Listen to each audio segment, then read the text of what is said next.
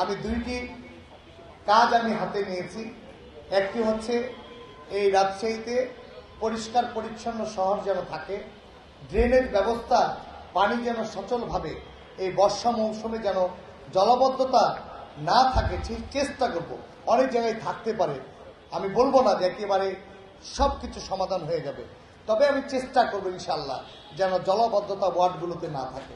পাশাপাশি আপনারা এখানে যে মশার উৎপাত রয়েছে, আমরা চেষ্টা করছি যে ঈদের আগেই, যেহেতু রোজার মাস আমরা আজ থেকেই শুরু করতাম, কিন্তু যেহেতু রমজান অনেকে রোজা রাখবে, দেখা যাচ্ছে এই ওষুধটাকে নিয়ে কেন্দ্র করে অনেকে বিভ্রান্ত পড়তে পারে। তা আমি অনুরোধ রাখবো, আমি রাজশাহীবাসীকে, আপনাদের জন্য আমাদের ঈদের 2 দিন গোটা রাজশাহী শহরে ইনশাল্লাহ মশার ফোকার দীর্ঘদিন ধরে নয়। আমি চাই যে আগামী 2 দিন আপনারা একটু সহযোগিতা করবেন, প্রত্যেকটি ওয়ার্ডে এই মশার ওষুধ দেওয়া হবে।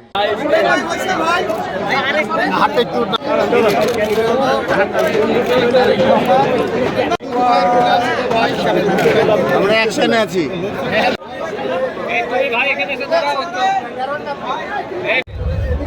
ঘুরে যায় আরেকটু পাবে, ভালো করে ঘুরেন, ভালো করে ঘুরেন।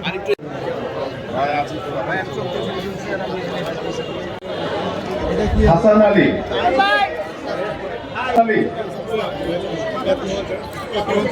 প্রস্তুত থাকার পরে প্রস্তুত থাকবেন মনিরুল ইসলাম, পরে শামীম হোসেন।